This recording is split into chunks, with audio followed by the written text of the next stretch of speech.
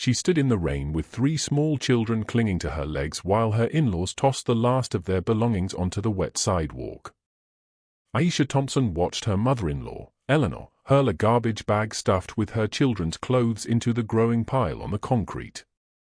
6-year-old Jamal buried his face in Aisha's worn coat, his small body shaking from cold and fear. 4-year-old Aliyah held her twin brother Malik's hand so tight his knuckles turned white. "You should have thought about your children before you dared to talk back to me," Eleanor spat, her perfectly styled grey hair somehow untouched by the November rain. 23 years I've put a roof over your ungrateful head. And this is how you repay me." Aisha's throat burned with words she couldn't say. Not with her children watching. Not when she needed to stay strong for them. The rain soaked through her thin jacket, the one Eleanor had grudgingly allowed her to keep from the donation pile 3 winters ago. Everything else she owned was now scattered across the sidewalk like trash: photo albums, the children's drawings, Malik's beloved toy dinosaur collection, all drowning in dirty puddle water. "Please," Aisha whispered, her voice barely audible over the rain. "At least let me get their school uniforms. They have class tomorrow." Eleanor's husband, Harold, appeared in the doorway of the 2-story colonial house, the same house where Aisha had spent the last 5 years scrubbing floors, cooking meals, and raising her children in a converted basement storage room. His face was stone, his arms crossed over his expensive cardigan. "School." He laughed, a cruel sound that made Jamal whimper. "You think they'll be going to Preston Academy without us paying the tuition? You're even more foolish than our son said you were, marrying into money and still scraping by like this." The mention of Marcus sent a familiar spike of pain through Aisha's chest. Her husband had been gone for 5 years now, killed in a construction accident that left her with 3 babies and nowhere to go. His parents had taken her in, but their charity came with a price that grew steeper every day, laced with sidelong glances at her skin and her threadbare clothes. "Mommy." Aliyah tugged on her sleeve, her voice small and confused. "Why is Grandma throwing away my dolly?" Aisha knelt in the rain, pulling all 3 children close. Their clothes were already soaked through. Jamal's cough, the one that had been lingering for weeks because Eleanor said doctor visits were too expensive for folks like us, rattled in his tiny chest. "We're going on an adventure," Aisha whispered, forcing her voice to stay steady. "Remember how we talked about being brave like the heroes in your storybooks?" Malik nodded solemnly, his dark eye so much like his father's wide with trust she didn't deserve. How could she tell them that their adventure was homelessness? That their mother had finally broken after years of being treated like an indentured servant and dared to ask for a single day off to take Jamal to a free clinic? The fight had started that morning in the kitchen. Aisha had been up since 4:30, preparing breakfast for Harold and Eleanor, eggs over easy, not a second overcooked, wheat toast with precisely 1 tablespoon of imported marmalade, coffee at exactly 165 degrees. She'd already packed the children's lunches, careful to use only the cheap ingredients Eleanor allocated for them, while the older couple's refrigerator shelf remained stocked with delicacies. "Mrs. Whitaker," Aisha had said, using the formal address Eleanor insisted upon despite being family. "Jamal's cough is getting worse. The free clinic on Riverside has walk-in hours today." "I was hoping. Eleanor had set down her china cup with deliberate precision. "You were hoping to skip your duties? The bathrooms won't clean themselves, Aisha. Neither will the laundry fold itself or the silver polish itself for tonight's dinner party. I could take him after you serve dinner to 12 guests. After that, you clean up. That would be midnight." "Really, Aisha? Sometimes I wonder if you care about this family at all." That's when something inside Aisha had snapped. 5 years of swallowed words. 5 years of being grateful for a moldy basement room. 5 years of watching her children eat leftovers while their grandparents dined on prime rib. 5 years of being told she was lucky, that without them she'd be on the streets, that she should thank God every day for their Christian charity. "They're your grandchildren," Aisha had said, her voice shaking. "Marcus's children. Doesn't that mean anything to you?" The silence that followed was deafening. Eleanor's face had turned the particular shade of purple that meant Aisha had crossed an unforgivable line. "Marcus," Eleanor had said slowly, "was our son, our successful, promising son who threw his life away, marrying a nobody from the wrong side of the tracks, a woman who could barely scrape by and brought nothing but burdens into our home. And now you dare to invoke his memory while shirking the very responsibilities we so generously allow you to maintain." "Allow me." Aisha's hands had clenched around the dish towel. "I work 16 hours a day. I haven't had a day off in 2 years. I sleep in a room with exposed pipes and black mold while you have 4 empty bedrooms upstairs. My children eat peanut butter sandwiches for dinner while you throw away food from your parties. I'm not your employee. I'm your daughter-in-law." The slap had come fast. Eleanor's manicured hand connecting with Aisha's cheek with enough force to snap her head sideways. The kitchen had spun, and for a moment Aisha tasted blood where her teeth cut her lip. "You," Eleanor had hissed, "are nothing. Without us, you're just another welfare case with too many mouths to feed, folks who don't belong in a house like this. And if you ever speak to me that way again, you'll find out exactly how generous we've been." But Aisha couldn't stop. 5 years of silence had built up too much pressure. Marcus would be ashamed of how you treat his children, his daughter that you pretend doesn't exist. His sons that you won't even look at because they remind you of him. That had been 6 hours ago. 6 hours before Harold came home early from the country club. 6 hours before they dragged her from the basement while the children were at school, throwing everything they owned into garbage bags. 6 hours before they picked the children up from Preston Academy and told them their mother was an ungrateful leech who didn't deserve their kindness. Now Aisha stood in the rain, her children's entire world destroyed because she'd finally found the courage to speak the truth. "Get off our property," Harold said from the doorway. "If I see you here in 5 minutes, I'm calling the police. And don't think about coming back. We've already called the school to remove the children from enrollment. After all, we can't have them mixing with their proper peers when they're living like vagrants. They're things." Aisha pleaded. "Please, just let me." Eleanor emerged again, this time carrying a photo album. Aisha's heart lurched. It was the only album she'd managed to save from the apartment she'd shared with Marcus. The only pictures of him with the babies before the accident. "Oh, you mean these?" Eleanor opened the album and slowly, methodically began tearing out pages. "Trash, just like everything else about your pathetic life." "No." Jamal broke free from Aisha's arms, splashing through puddles toward his grandmother. "That's Daddy. Don't hurt Daddy." Eleanor looked down at the 6-year-old with such coldness that Jamal stopped in his tracks. "Your daddy is dead because he was foolish enough to work a dangerous job to support your worthless mother. Remember that." Aisha scooped Jamal up before he could process the cruelty of those words, holding him tight as the little boy sobbed. Malik and Aliyah pressed against her legs, and she could feel them trembling through their soaked clothes. 5 minutes, Harold repeated. "Starting now." Aisha looked at the pile of their belongings scattered in the rain. 5 years compressed into garbage bags. She grabbed what she could, a few changes of clothes, the blanket Aliyah couldn't sleep without, Malik's inhaler from the side pocket of a bag. Her hands shook as she shoved the items into a single garbage bag that wasn't completely soaked through. "Mommy, where are we going?" Malik asked, his voice steady in that way that broke her heart. Her 4-year-old son trying to be the man of the family. "To the car, baby," she said, hefting the bag over her shoulder and taking Aliyah's hand. "We're going to the car first." The beat-up Honda Civic sat at the curb, its once blue paint faded to a dull gray.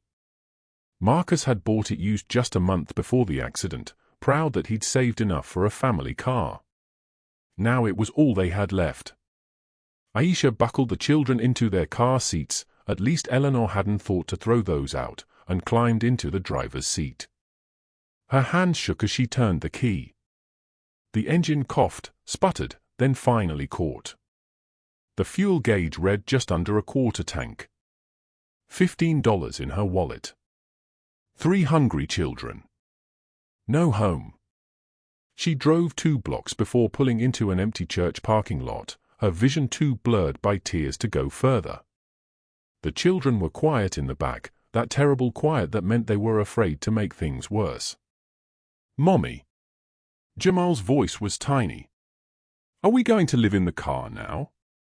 Aisha gripped the steering wheel until her knuckles ached. "How did you tell a 6-year-old that yes, this rusted Honda with the broken heater and windows that didn't quite close was now their home? How did you explain that sometimes loving someone wasn't enough to make them love you back? That blood didn't always mean family." "Just for a little while," she whispered. "Just until Mommy figures things out." But she had no idea how to figure this out. No family of her own, her parents had died when she was in college. No close friends, Eleanor had made sure of that, insisting Aisha was too busy with household duties to maintain friendships. No job history for the past 5 years except unpaid labor in that house. No references that wouldn't lead back to the people who'd just thrown them out like garbage. The rain drummed harder on the roof of the car. Aliyah started crying, a soft hiccuping sound that set off her twin. Soon all 3 children were crying, and Aisha could only pull them awkwardly over the seats, trying to hold them all at once in the cramped space. "I'm scared," Jamal whispered into her neck. "I know, baby. I know."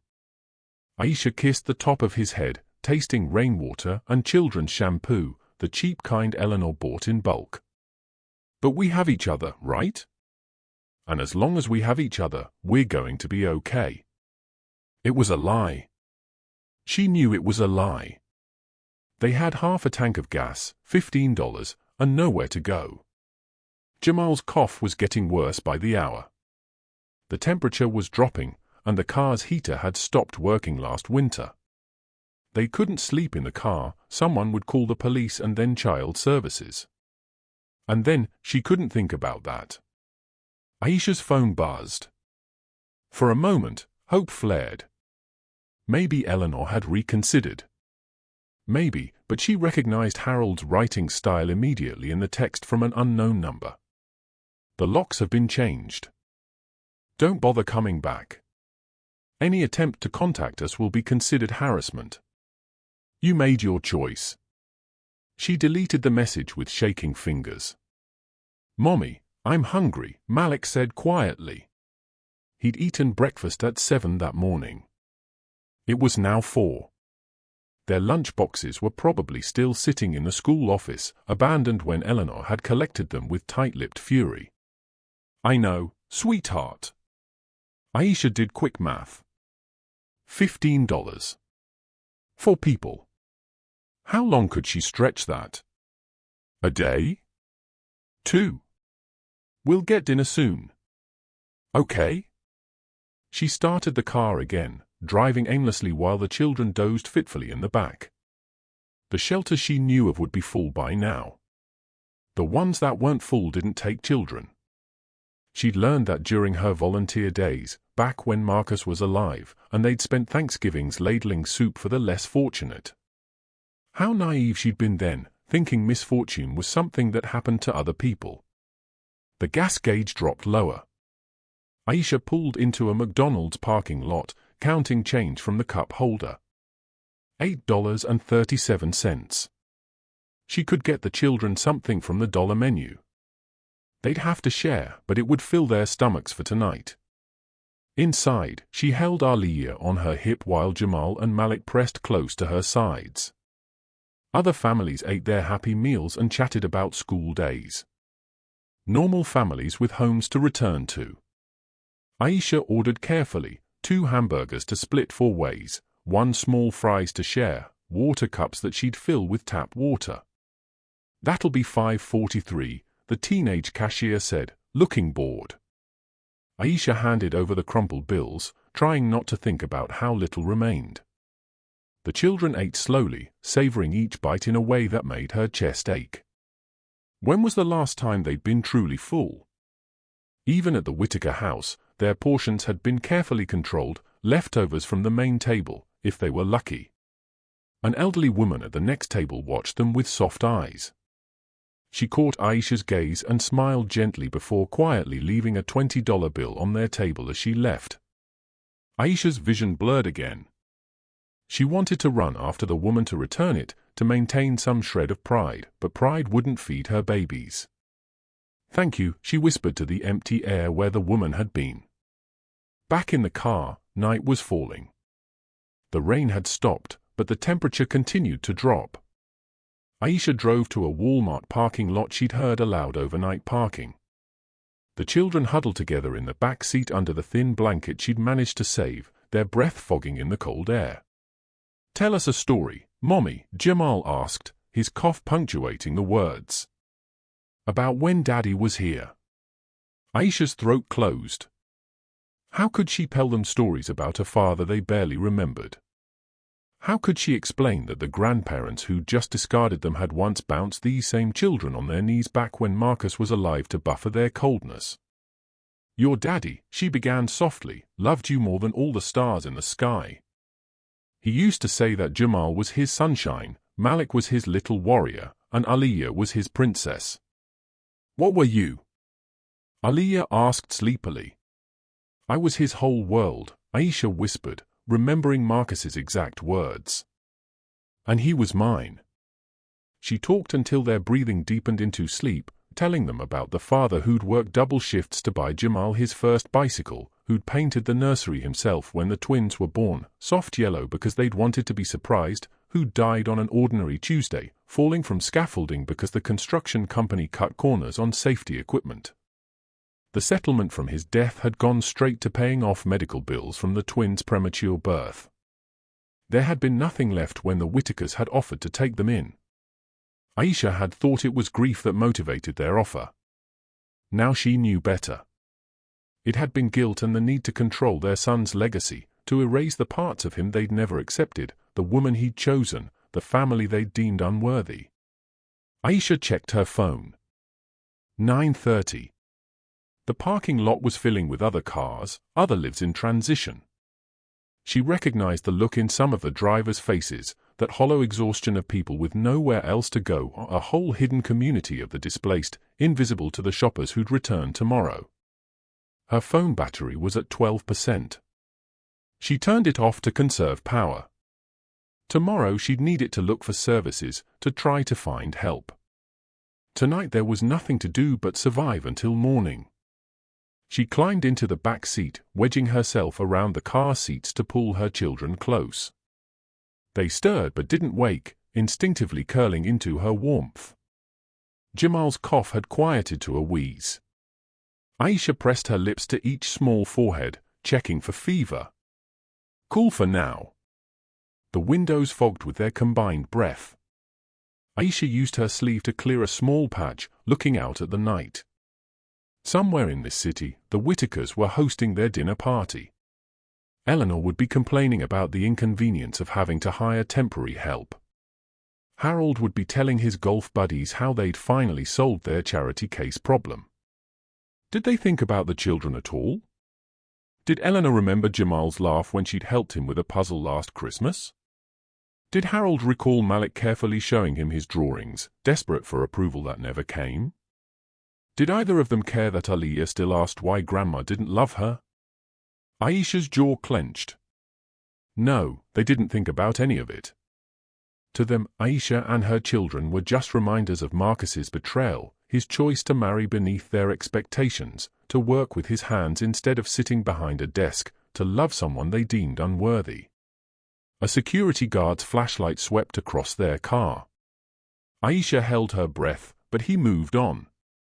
Tomorrow, they'd have to find somewhere else. Tomorrow, she'd have to figure out how to access services without an address. Tomorrow she'd have to keep her children fed, warm, safe, all while maintaining the fiction that this was an adventure. But tonight, in this cold car in a Walmart parking lot, Aisha Thompson held her 3 children and made a fierce promise in the darkness. They would survive this. She would find a way. And someday, somehow, she would give them the life their father had dreamed of, a life where they were treasured, not tolerated, loved, not leveraged. The rain began again, gentle now, tapping on the roof like a lullaby. Aisha closed her eyes, not to sleep, but to rest. Tomorrow would come soon enough, bringing new challenges she couldn't yet imagine. But for now, in this moment, her children were safe in her arms, and sometimes that had to be enough. 3 weeks had passed since that first night in the Walmart parking lot. 3 weeks of Aisha Thompson learning the invisible geography of poverty, which churches served free breakfast on Tuesdays, which libraries let you stay all day without asking questions, which gas station bathrooms were clean enough to give her children sponge baths. 3 weeks of watching her savings dwindle from $15 to nothing, surviving on the kindness of food banks and the occasional miracle of strangers who pressed crumpled bills into her palm. The Honda had become their universe. Jamal's drawings covered the windows, crayon butterflies and rainbow houses that broke Aisha's heart with their optimism. Malik had organized their few possessions with military precision, each item in its designated place. Aliyah sang constantly, little made-up songs about princesses who lived in castles made of cars.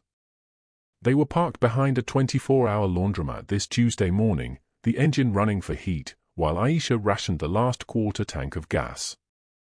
Jamal's cough had developed into bronchitis, confirmed by a volunteer nurse at a free clinic who'd given them antibiotics but warned they needed stable housing soon. Aisha was dividing a single banana for ways when the knock came on the window. Her heart jumped. Police, child services. She'd become expert at spotting trouble, at moving before questions got asked. But the man standing outside her driver's window didn't look official. He wore an expensive suit despite the early hour, carried a leather briefcase, and had the kind of silver hair that suggested corporate boardrooms rather than squad cars. Aisha cracked the window an inch. Yes? Mrs. Thompson? His voice was cultured, British accent subtle but present. Formerly Aisha Brooks. The use of her maiden name made her stomach clench. No one had called her that in years. Who's asking? My name is Reginald Hargrove.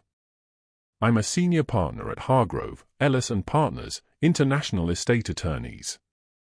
He pulled out a business card, holding it where she could see. I've been trying to locate you for the past 2 months. Might we speak privately? My children can certainly remain present. In fact, this concerns them as well. He glanced around the empty lot with a frown, though perhaps we could adjourn to my office, or at least somewhere warmer. I noticed the little one seems unwell. Jamal had started coughing again, that harsh bark that made his whole body shake. Aisha's maternal instincts warred with her suspicion, but the man's eyes held genuine concern, and the address on his business card was in the financial district, the kind of place that wouldn't waste time on elaborate schemes to steal from someone who had nothing. What's this about? She asked. Your great-aunt Beatrice Brooks. I believe you knew her as Aunt B.A. Aisha's breath caught. Aunt B.A. She hadn't thought about her in years. The eccentric woman who'd sent birthday cards with $50 bills when Aisha was young, who'd worn designer suits to family barbecues, who'd disappeared from their lives after Aisha's parents died. She passed away, Aisha's voice came out smaller than intended, 2 months ago. Peacefully in her sleep at her home in Switzerland. Hargrove's expression softened. She left very specific instructions regarding her estate. Mrs. Thompson, I really must insist we discuss this somewhere more appropriate. Your children look cold. 30 minutes later, Aisha sat in a leather chair that probably cost more than her car, watching her children play with a secretary's puzzle collection in the law firm's waiting room. They'd walked through the marble lobby in their mismatched donated clothes, past security guards who'd raised eyebrows at the sight of her threadbare coat and the kids' unkempt curls, but said nothing after Hargrove's sharp look. The office screamed old money, wood paneling, original artwork, the kind of deep carpet that swallowed footsteps. Aisha felt like she was contaminating it just by existing, despite Hargrove's attempts to make her comfortable. Tea. He poured without waiting for an answer, the china cup delicate in her work-roughened hands. Now then, Beatrice Brooks was, to be frank, an extraordinarily wealthy woman. She built her fortune in pharmaceutical patents and real estate, though she lived quite modestly by choice. Aisha remembered BEA's simple apartment from childhood visits. Her practical clothes. No one had suspected wealth. She never married, had no children, Hargrove continued. When your parents died, she attempted to gain custody of you, but the courts awarded you to your father's cousin instead. The Harpers, Aisha said flatly. Another set of reluctant guardians, though they'd been kind enough until she'd aged out of their obligation at 18. Yes. Beatrice never forgave herself for failing to provide for you then. She kept track of your life, your marriage, your children. He pulled out a folder. She was particularly incensed when she learned of your current circumstances with your late husband's parents. Heat flooded Aisha's cheeks. How did she? Beatrice had resources? She employed a private investigator to ensure you were well. The reports from the last 5 years made for difficult reading. Aisha's hands clenched in her lap. The idea that someone had been watching, documenting her humiliation, the sidelong glances from Eleanor at her skin tone during family gatherings, the muttered comments about handouts when Aisha dared ask for basics, made her feel exposed. She wanted to intervene, Hargrove said gently, but you never asked for help, never reached out. She knew you'd refuse charity, so she waited. Waited for what? For the terms of her trust to activate. He opened the folder, revealing documents covered in legal language. Beatrice established an irrevocable trust 15 years ago. When you turned 18, it was set to transfer to you upon her death, but only if certain conditions were met. Aisha's mouth went dry. What conditions? That you were raising children of your own, that you were in genuine need, and that you had shown, in her words, the strength to endure hardship without losing your compassion. He smiled slightly. The investigators' reports confirmed all 3 conditions extensively. I don't understand. What does this mean? Hargrove pulled out a single sheet of paper and placed it before her. Aisha stared at the number, certain she was misreading it. She counted the zeros once, twice, 3 times. $100 million. The words came out as a whisper. $100 million, to be precise, plus several properties, an art collection, and various other assets. The total estate value approaches $125 million. The room spun. Aisha gripped the arms of her chair, certain she was hallucinating. Lack of sleep, stress, hunger, they could do things to your mind. That's impossible. I assure you, it's quite real. Hargrove pulled out more papers. There are also immediate provisions. An emergency fund of $500,000 will be transferred to your account today. The full estate will clear probate within 6 to 8 weeks. Today? Aisha's voice cracked. Within the hour, if you provide banking information, though I suspect you'll want to open new accounts. We can arrange that immediately. Aisha burst into tears. Not gentle tears, but deep, body-shaking sobs. That 5 years of suppressed emotion finally released. Hargrove quietly offered tissues and waited, his expression kind.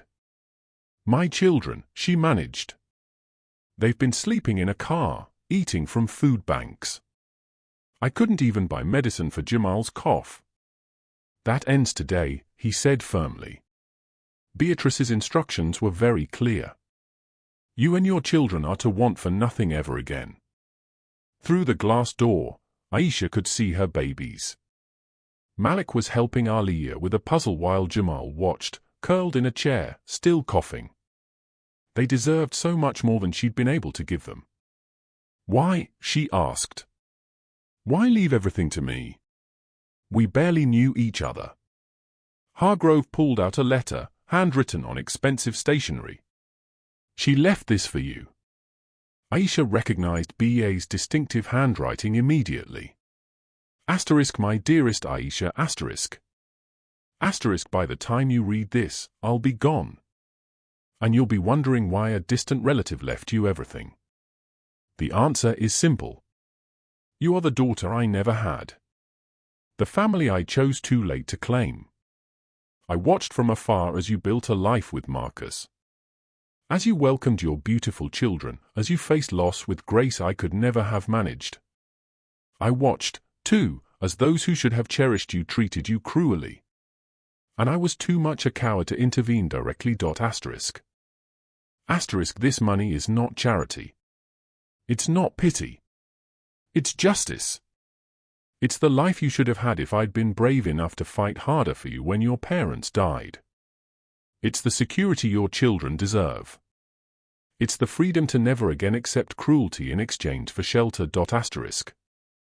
Asterisk, live brilliantly, my dear one. Travel, learn, give your children everything, but mostly give them your time and love. Buy a home with room for laughter. Never apologize for taking up space in this world. And if you think of me, remember that even distant stars can love the earth below. Asterisk. Asterisk, all my love. Asterisk. Asterisk, Aunt B.A. Asterisk. Aisha read the letter 3 times, tears streaming silently down her face. When she finally looked up, Hargrove was extending a phone. Perhaps you'd like to make some calls, book a hotel for tonight, order a proper meal. She took the phone with trembling hands, then stopped. Mr. Hargrove, how long have you been looking for me? 8 weeks. Your last known address was... He paused delicately. My in-laws. Yes. They insisted they had no knowledge of your whereabouts. Rather forcefully, I might add. A cold weight settled in Aisha's stomach. 8 weeks. The Whitakers had known about this inheritance before they threw her out. They'd known and said nothing. They knew, she whispered. Hargrove's expression turned grim. I suspected as much. They were quite eager to know the details of Beatrice's estate, claimed rights as your children's guardians. When I explained the inheritance was yours alone, they became agitated. Aisha's phone, charging in the corner, suddenly exploded with notifications. She'd turned it back on for the first time in days. 47 missed calls, 63 texts, all from numbers she recognized: Eleanor, Harold, their attorney, their friends. With shaking fingers, she opened the most recent text from Eleanor. Asterisk, Aisha, there's been a terrible misunderstanding. Please come home immediately. The children need their family. Asterisk. Another from Harold. Asterisk, we've been worried sick. Where are our grandchildren? Let's discuss this like civilized people. Asterisk. And another. Asterisk, you have no right to keep them from us. We have resources. Don't make this difficult. Asterisk. They know, Aisha said, her voice stronger now. Somehow they found out about the money. Hargrove nodded. Small towns talk. One of my junior associates was less than discreet at his hotel bar last night. I'm afraid word travels. Aisha's phone rang. Eleanor's name flashed on the screen. For a moment she considered not answering. Then she thought about 5 years of silence, 5 years of swallowed pride, and hit accept. Accept. Eleanor. Eleanor's voice was honeysweet, a tone Aisha had never heard directed at her before. Thank God. We've been frantic. Where are you, dear? Don't call me dear. A pause. I understand you're upset about our little disagreement, but surely you see how you overreacted, leaving with the children like that. We were just about to call the police. I'm with my attorney, Aisha said calmly, discussing my great-aunt's estate. The silence stretched so long Aisha wondered if the call had dropped. Your estate? Eleanor's voice had thinned. Yes, the one you knew about when you threw us out. The one you kept secret while my children slept in a car. Now, Aisha, let's not be dramatic. If we'd known you had expectations. Expectations? Aisha's voice rose. Malik looked up from his puzzle, concern creasing his small face. She forced herself to breathe. I had no expectations. I didn't know about any of this until an hour ago. But you did. A misunderstanding, Eleanor said quickly. The lawyer, that British man, he wasn't clear. We thought he was looking for someone else. But now that we know, well, family should stick together. The children need stability. Their home, their school, the home you threw us out of, the school you personally disenrolled them from, all reversible. Eleanor's laugh was brittle. Water under the bridge. Come home, Aisha. We'll work everything out. After all, managing that kind of inheritance, you'll need guidance, help, family support, like the support you gave us these past 5 years. Now you're being unfair. I'm being unfair. Aisha stood, pacing to the window. 21 floors below, the city sprawled in morning sunlight. Somewhere down there was the Walmart parking lot where they'd slept, the church that gave them breakfast, the library where her children had spent days pretending to read while staying warm. Mrs. Whitaker, Aisha said, using the formal address one last time, my children ate from garbage cans because you said food banks were for people who mattered. My son's been sick for a month because you said doctors were too expensive for charity cases. We slept in a car in freezing temperatures while you had 4 empty bedrooms. Aisha, I'm not finished. You told my 6-year-old that his father died because of me. You told my son he wasn't worth a Whitaker name. You made my daughter believe she was unloved because she had the audacity to be born female. Hysterics won't help. And now that you know I have money, suddenly we're family. Suddenly, you're concerned. Aisha's free hand clenched into a fist. I may have been desperate enough to accept your cruelty when I had nothing, but I will never, ever subject my children to it again. You can't just cut us off. Eleanor's mask finally slipped, revealing the steel underneath. Those are our grandchildren, Marcus's children. We have rights. You have nothing. Aisha's voice was ice. And if you come near my children again, I'll use every cent of my inheritance to make sure you never forget what you threw away for the price of your pride. She hung up before Eleanor could respond, her whole body shaking with adrenaline and something that felt dangerously like power. Well done, Hargrove said quietly. He'd been reviewing papers, politely pretending not to listen. Though I should mention they may attempt legal action for grandparent rights. Let them try. He smiled. That's the spirit. Now, shall we get you and your children somewhere proper? I've taken the liberty of booking a suite at the Four Seasons. Temporary, of course, until you decide on more permanent arrangements.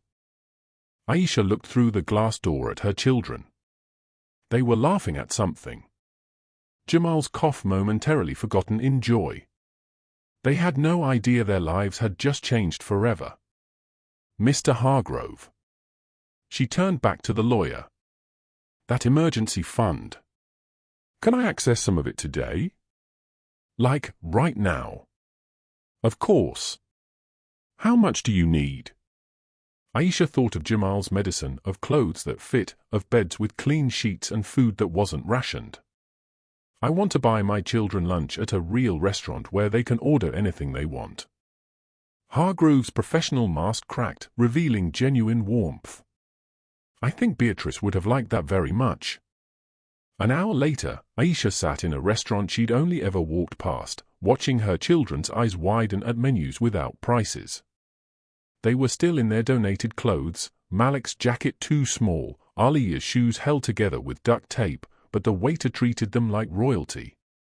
Probably thanks to Hargrove's quiet word.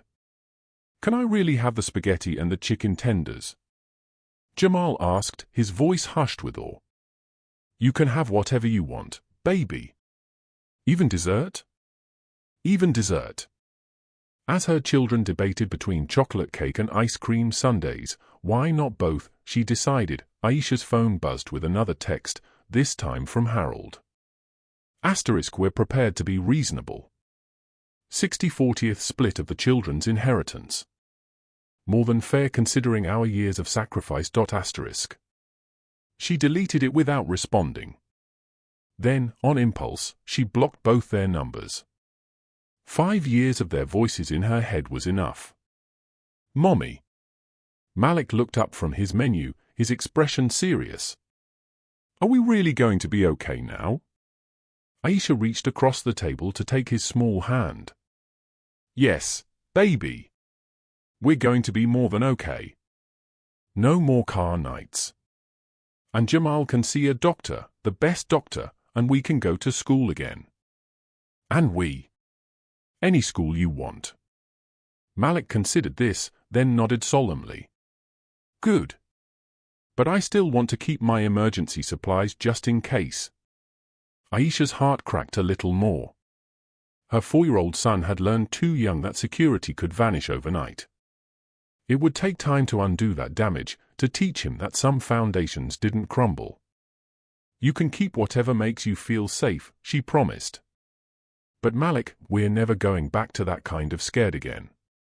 That afternoon, while her children napped in a hotel suite, a space larger than the entire basement they'd lived in for 5 years, Aisha stood at the floor-to-ceiling windows overlooking the city. Hargrove had left her with a stack of papers, bank accounts already established, credit cards arriving by courier, the machinery of wealth clicking into motion with stunning efficiency. She'd sent a single email to everyone at the Whitaker Estate sale circle where Eleanor played Queen Bee among the society wives. Asterisk, just thought you should know, Eleanor and Harold Whitaker threw their 3 grandchildren onto the streets 3 weeks ago to sleep in a car. They knew about my inheritance when they did it. Enjoy your charity auctions. Asterisk. Petty, maybe. Satisfying? Absolutely.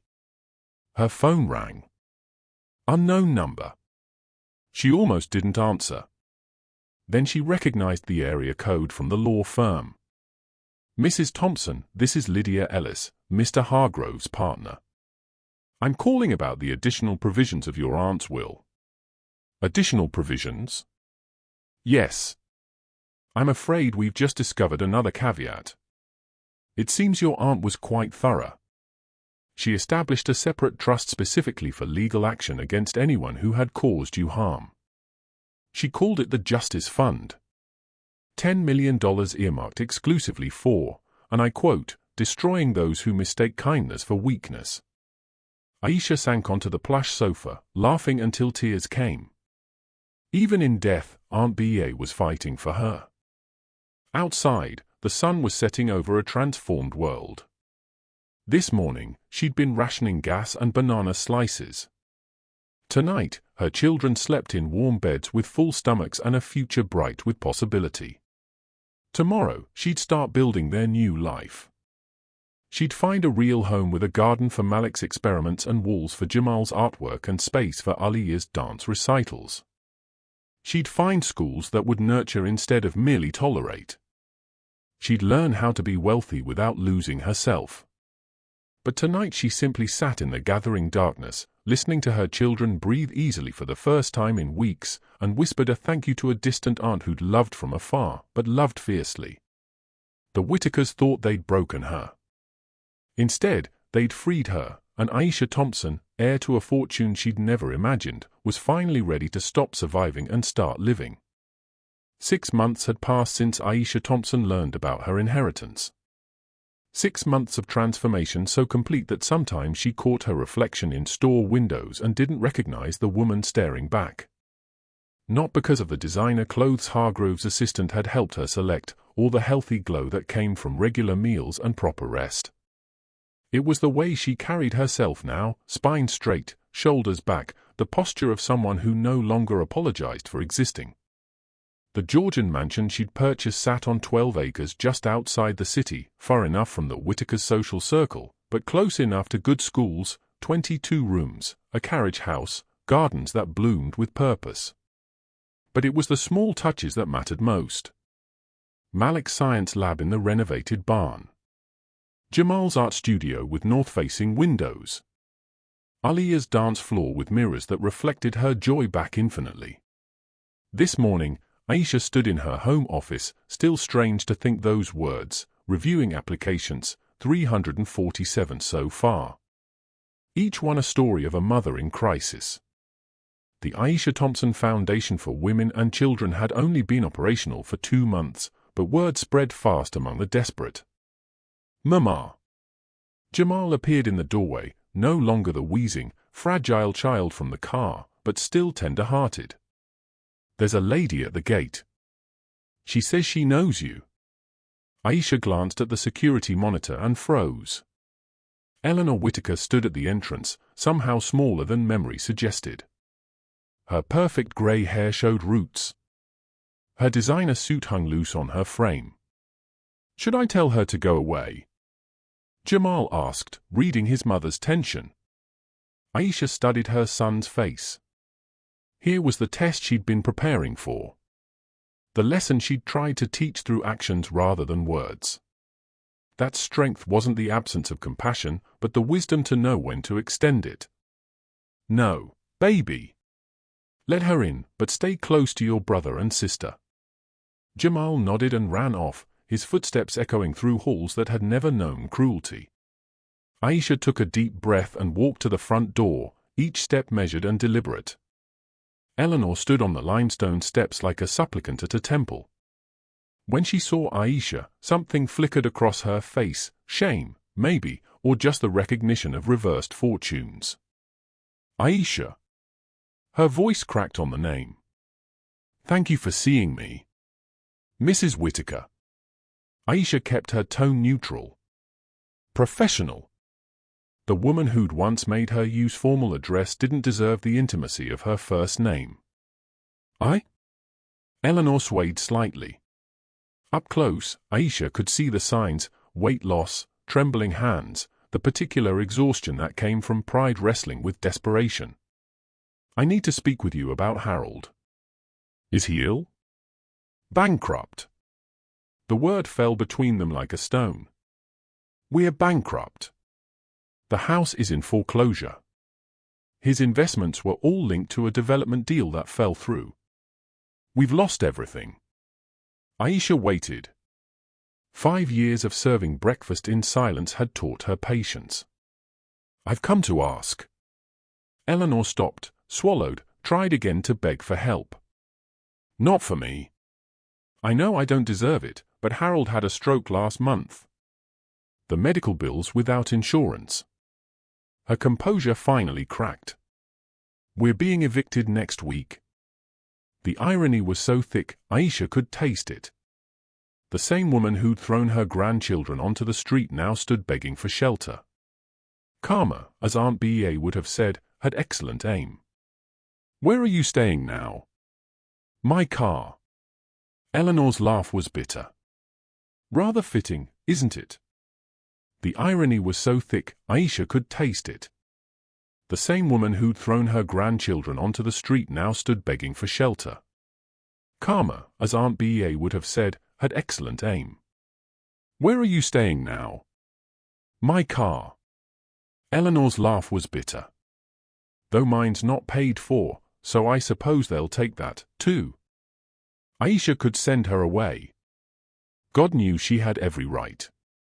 One word and security would escort Eleanor off the property, leaving her to discover exactly how cold a car got at night. How hunger became a constant companion. How quickly dignity dissolved when survival was all that mattered. Mommy. Malik appeared with perfect timing, as if the universe wanted to remind her what mattered. Miss Janet from the foundation is here for the interview. Aisha glanced between her son and the broken woman on her doorstep. In that moment, she made a choice that would define not just who she was, but who her children would become. Tell her I'll be there in 5 minutes. And Malik, ask Maria to prepare the blue guest room. His eyes widened slightly, but he nodded and disappeared. Eleanor's head snapped up. Aisha, you'll stay here tonight? Tomorrow we'll discuss terms. Aisha's voice was steel wrapped in silk. Understand this, Eleanor. I'm not doing this for you. I'm doing it because my children are watching, and I want them to learn that grace isn't weakness. But there will be conditions. Eleanor nodded rapidly, tears finally spilling over. Anything. I'll do anything. You'll work at the foundation, not as a board member or consultant, but in the shelter, cleaning, cooking, whatever is needed. You'll live in the carriage house. It's small but comfortable. You'll have no say in my children's lives unless they choose to invite you in. And you'll attend therapy weekly to understand why you treated your son's family like servants instead of souls. Yes. The word came out strangled. Yes to all of it. And Eleanor, if you ever speak to my children the way you used to, if you make them feel small or unwanted for even a moment, you'll leave with nothing but the clothes on your back. Are we clear? Crystal. Aisha stepped aside, allowing Eleanor into a home built on the very fortune she'd tried to hide. As the older woman passed, Aisha caught her arm gently. Harold can come, too, when he's well enough. Same conditions. Eleanor's sob was answer enough. That evening, after Eleanor had been fed and settled, Aisha found her children in the family room, a space designed for joy with overstuffed sofas and walls covered in their artwork. They looked up as she entered, faces full of questions. Why is grandmother here? Jamal asked directly. At 7, he developed a fierce protectiveness over their new life. Aisha sat among them, pulling Aliyah onto her lap. Because sometimes people need help, even people who weren't kind to us. But she was mean, Malik said, frowning. She made you cry. She threw us out. Yes, she did. And those were terrible things. But here's what I want you to understand. Aisha chose her words carefully. Holding on to anger is like holding a hot coal. It burns us more than anyone else. Grandmother is sick with regret now. She's learning what we already know, that money isn't home. That pride isn't love. So we forgive her. Aliyah asked, twirling a strand of hair around her finger. We choose kindness. Forgiveness might come later, or it might not. But we can be kind without forgetting. We can help without trusting completely. Does that make sense? Jamal nodded slowly. Like how we feed the stray cat, but don't let it inside because it might scratch. Something like that. Yes. Malik was quiet for a moment, then said, I want to show her my science lab, but only if she promises not to say smart boys don't waste time on experiments. Aisha's throat tightened. Her son remembered every cutting word, yet still had room for hope. That's your choice, baby. And if she says anything like that, you tell me immediately. The weeks that followed tested every lesson Aisha tried to teach. Eleanor, true to her word, worked in the foundation's shelter without complaint. She served meals to women who reminded her of what Aisha had been, desperate, exhausted, clinging to children and dignity with equal desperation. She cleaned bathrooms and sorted donations and slowly, painfully, began to understand the weight of what she'd done. Harold arrived a month later, wheelchair-bound and silent. The stroke had taken his speech, but not his comprehension. He watched his grandchildren from a distance, tears sliding down his face when Malik finally approached with a simple mechanical toy he'd built. I thought you might like to see, Malik said quietly. Mom says you used to build things too before you got too important. Harold's good hand shook as he accepted the toy, examining it with an engineer's eye. He looked up at Aisha, and she saw it there, the recognition of what pride had cost him, the understanding that came too late. The foundation grew exponentially. Aisha had hired experts to run it properly, but she insisted on being present, on knowing every family they helped. The shelter could house 25 families with child care, job training, legal aid, everything she'd needed and never had. You can't save everyone, Hargrove warned during one of their meetings. The need is endless. I'm not trying to save everyone, Aisha replied, signing checks for the foundation's expansion. I'm trying to save the ones in front of me. Aunt B.A. saved me by seeing me. That's all any of us can do, see people, really see them, and respond. One evening, Aisha was reviewing applications when Jamal knocked on her office door. Mom, there's something wrong with grandmother. Aisha found Eleanor in the shelter kitchen, sobbing over a stack of intake forms. She looked up as Aisha entered, mascara streaming down her face. She still wore makeup every day, old habits dying hard. This one, she held up a form with shaking hands. Single mother, 3 kids living in their car. The address she listed for previous residents. Eleanor could barely get the words out. It's my house. She's the cleaning lady I fired for taking home leftover food. I accused her of stealing and had her arrested. She lost her apartment because of the arrest record. Her children. Aisha sat beside the woman who'd once towered over her. Her children are sleeping in a car because of me? Because I couldn't stand the thought of the help eating my garbage. The sob that tore from her throat was primal. How many others? How many families did I destroy without even knowing their names? Aisha could offer platitudes, could minimize the harm.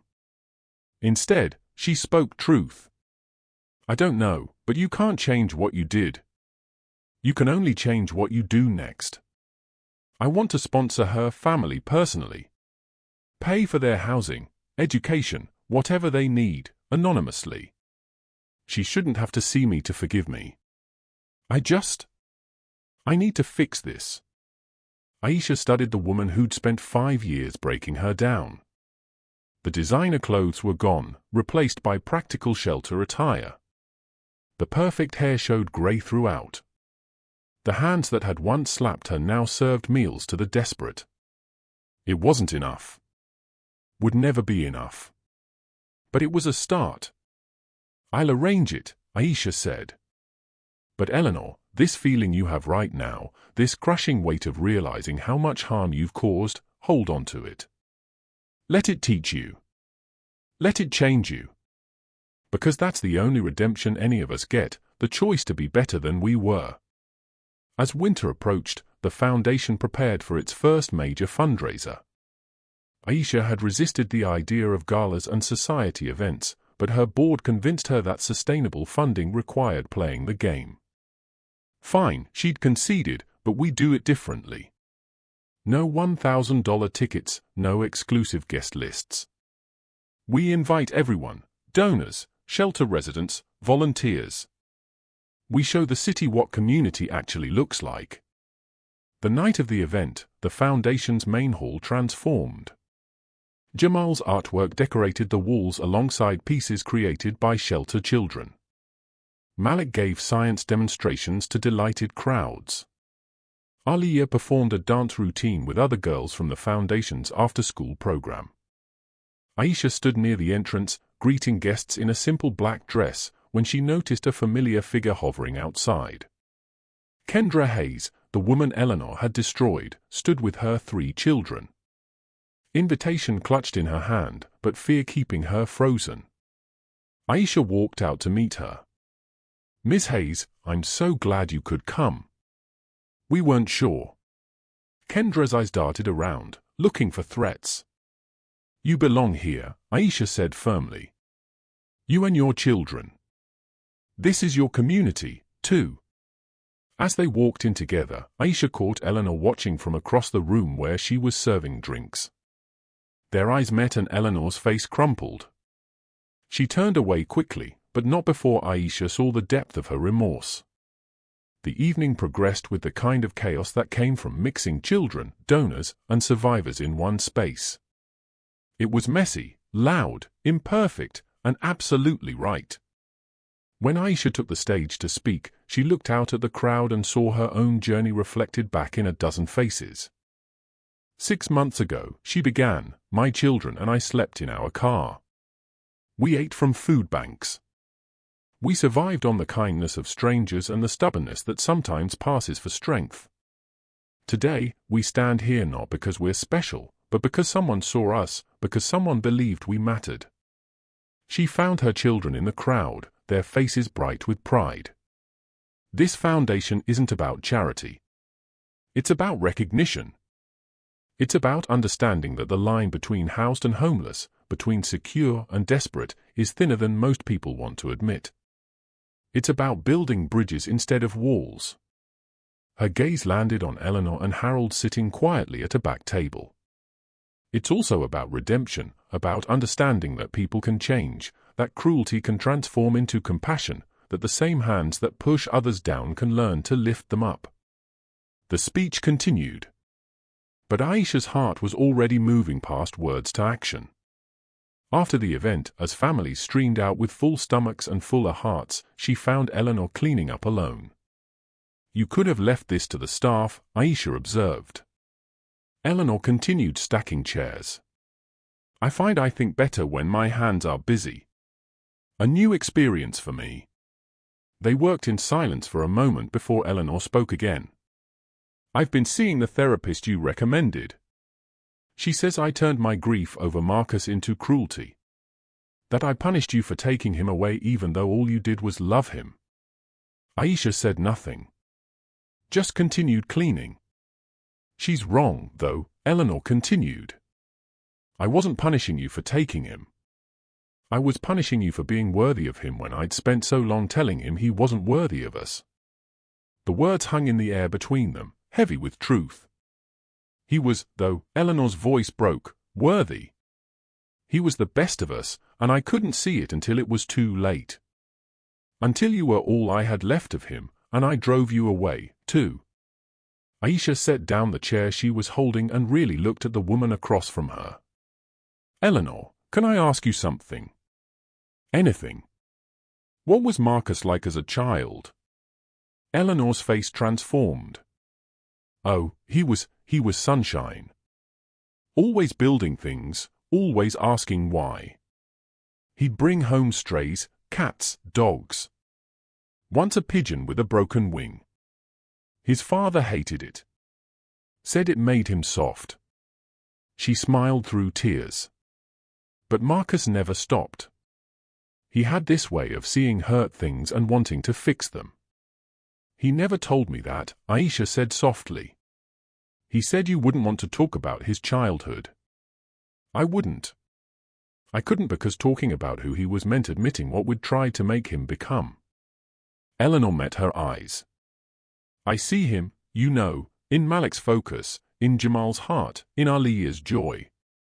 I see the son I tried to change, and I'm so grateful you didn't let me change them, too." Aisha felt the last of her anger dissolve, not into forgiveness, that would take more time, but into understanding. They were all broken people trying to heal, all walking wounded, attempting to do better. "Tell me more," she said. "Tell me about the Marcus I never got to know." They talked until dawn, two women bound by loss and slowly, carefully, building something new from the ruins. A year later, Aisha stood in the Foundation's expanded facility, watching the morning rush. 50 families now called the shelter home temporarily while they rebuilt their lives. The job training program had placed over 100 people in sustainable careers. The children's after-school program served 200 kids. Jamal ran the art therapy sessions for younger children, his natural empathy making him a favorite among the shelter kids.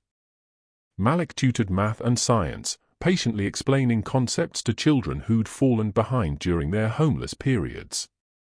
Aliya taught dance classes, insisting that joy was as necessary as food. Eleanor had become the Foundation's most dedicated volunteer, working 60-hour weeks without complaint.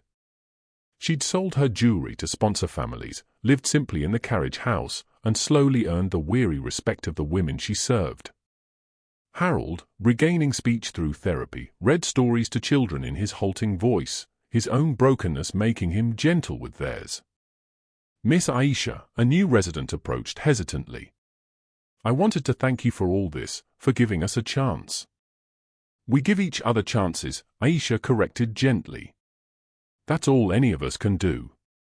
That afternoon, sitting in the garden with her children, Aisha pulled out a worn envelope, Aunt Ba's letter, creased from rereading.